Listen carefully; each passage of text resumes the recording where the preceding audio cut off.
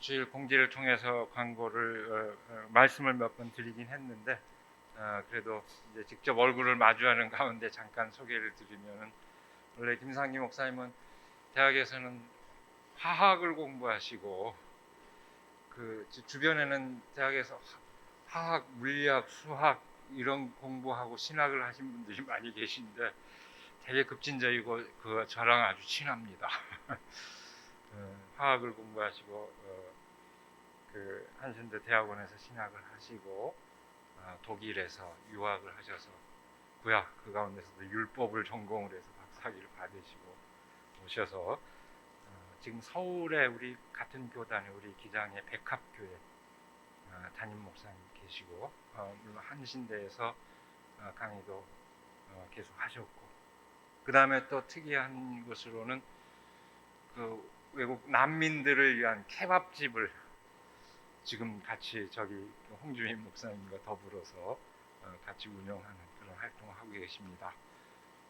저 개인적으로는 한국신학연구소 연구원으로 계셨는데 저랑 같이 근무한 적은 없고 먼저 근무를 하셨고 유학 가셨을 때 저는 이제 했는데, 그때부터 제가 받은 느낌은 남들이 어려워하는 거 제일 어려운 건 다 도맡아서 번역을 하시, 영어든 독일어든 어려운 책을 잘 번역을 해주시고 그렇게 여러 번역서도 많이 내셨는데요. 지금도 이렇게 글을 보면은 긴 말씀 안 하시고 짧게 아주 핵심을 찌르는 이런 그 성서 해석을 해주고 계셔서 오히려 더 풍부한 영감을 주는 그런 재능을 갖고 계신 것 같습니다. 오늘도 말씀이 짧은데 어떻게 하지 그래서 스타일대로 목사님 그 방식대로 하시라고, 편하게 하시라고 그랬습니다. 그러니까 그 덕분에 제가 이렇게 소개를 조금 더 충분히 할 수 있는 여유가 생겼습니다. 특별한 또 여러분들이, 원래 우리가 수련회로 모이고 같이 이렇게 하려고 했으나 그 코로나 상황 때문에 수련회는 보류하고 모시기로 한 목사님을 이렇게 함께 모시게 돼서 영광입니다. 모처럼 이렇게 함께 돼서 감사드립니다.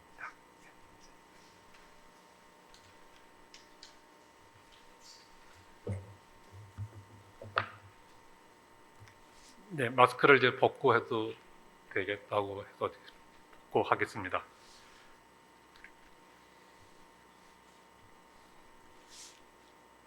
여러분들은 오늘날 시대를 어떻게 보고 계시는지요?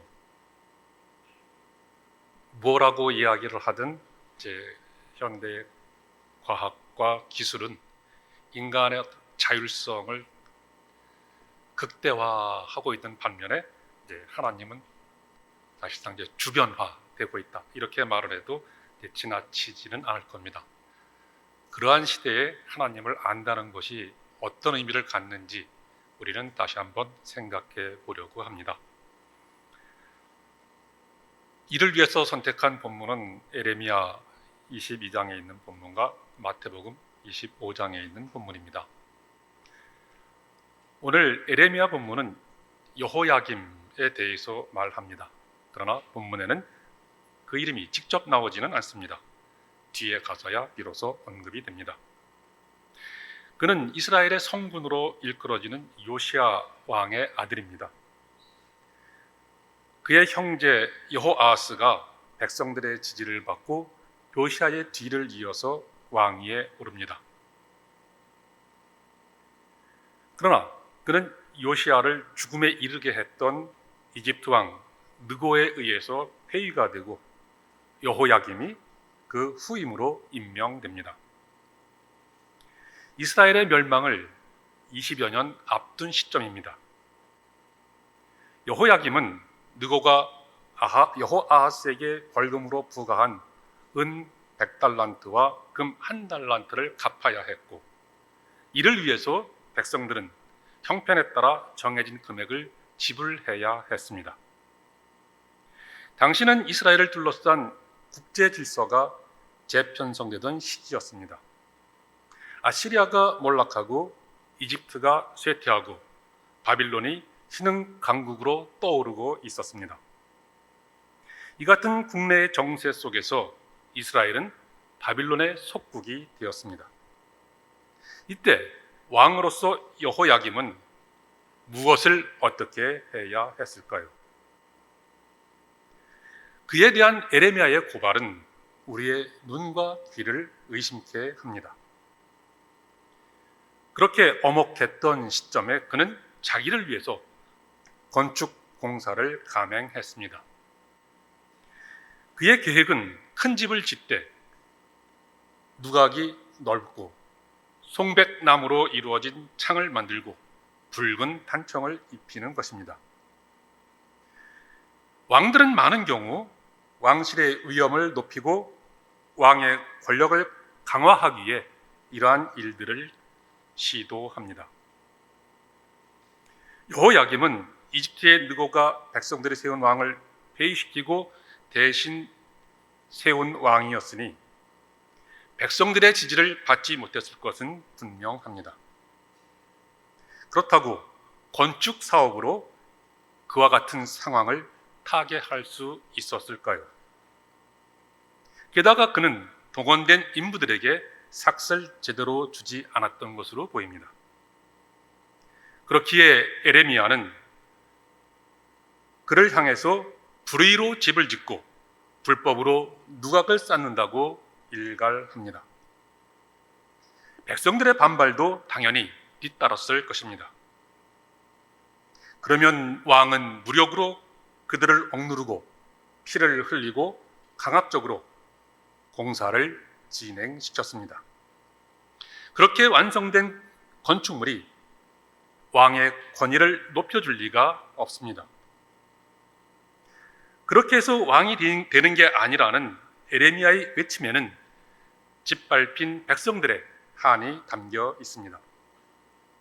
궁전이 높아지고 화려해지는 만큼 백성들의 지지는 낮아지고 민심은 그에게서 완전히 돌아섰을 것입니다. 여러분들은 바벨탑 사건을 기억하시지요? 그때 하나님은 사람들이 그와 같은 일을 앞으로도 계속하겠지만 그 일을 멈추게 하십니다. 그 건축 사업을 하나님이 부정하셨기 때문에 그와 같은 일이 훗날 다시 시도된다 해도 그러한 일들은 정당성을 얻을 수가 없습니다. 권력자들이 이로부터 교훈을 얻지 못하는 것은 참으로 불행한 일입니다. 여호야김의 때 아닌 건축 사업은 인간의 어리석음을 그대로 드러내 보여줍니다. 에레미야는 여호야김의 잘못이 무엇인지 분명하게 보여주려고 요시야를 끌어들입니다. 그에 따르면 요시야는 먹으나 마시나 백성에게 정의와 공의를 시행했고 그때 그는 모든 것이 잘 되었다고 이야기합니다. 왕의 성공은 자기가 잘 되기 위해 애쓰고 자기의 부를 늘리기 위해 힘쓰고 자기의 권력을 강화하기 위해 백성을 통제, 감시, 억압하는 것에 있지 않습니다. 백성에게 정의와 공의를 펼치는 것이 왕으로서 성공할 수 있는 지름길입니다. 정의와 공의란 복잡한 것이 결코 아닙니다. 아주 간단하게 이야기하면 그것은 억울함이 없고 따뜻하게 하는 것입니다. 에레미야는 힘없는 자와 가난한 자의 권리를 옹호하는 것이 정의와 공의를 세우는 것이라고 단언합니다. 그리고 그렇게 하는 것이 하나님을 아는 것이라고 말합니다. 알문 통상적으로 지식과 동일시됩니다. 에레미야 역시 이러한 의미로 하나님을 안다는 것을 말한 적이 있습니다. 에레미야 9장 23절 24절에서입니다. 사람이 자랑할 것은 지혜나 용맹이나 소유가 아니라 야훼가 어떤 분인 줄 아는 것, 그것을 자랑하라고 이야기합니다. 그때 그가 말하는 야훼는 사랑과 정의와 공의를 이 땅에 행하시는 분이라고 하는 것입니다. 이것을 깨달은 것, 그것을 자랑하라고 이야기합니다. 이러한 깨달음을 야훼는 기뻐하십니다. 그렇다면 그것이 단순한 지식으로 그칠 수 있을까요? 하나님이 기뻐하신다면 그것은 사람이 하나님을 따라 사랑과 정의와 공의를 행할 것을 기대하시기 때문입니다. 다시 말해 그 깨달음은 실천하는 알미 되지 않으면 안 됩니다. 하나님은 지식 탐구의 대상이 아니라 실천 속에서 알아가는 분입니다. 하나님에 대한 실천적인 암, 이것이 오늘 우리에게 있기를 빕니다. 하나님은 우리의 실천 가운데 현존하시는 분입니다.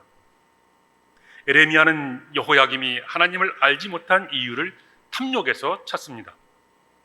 탐욕이란 누구에게나 있기 마련입니다. 하나님이 아닌 우리 욕망을 하나님의 자리에 올려놓게 하는 것이 탐심입니다. 그래서 골로새서 기자는 탐심을 우상 숭배라 이야기하고 야고보서 기자는 탐심이 죄의 모태임을 밝힙니다. 탐심과 하나님 사이에서 갈등하는 것이 우리 인간들입니다. 여호야김의 선택은 탐심이었고 탐심은 억압과 폭력과 사치로 나타났습니다. 하나님 대신 외세에 의존하게 된 것도 그 연장일 것입니다.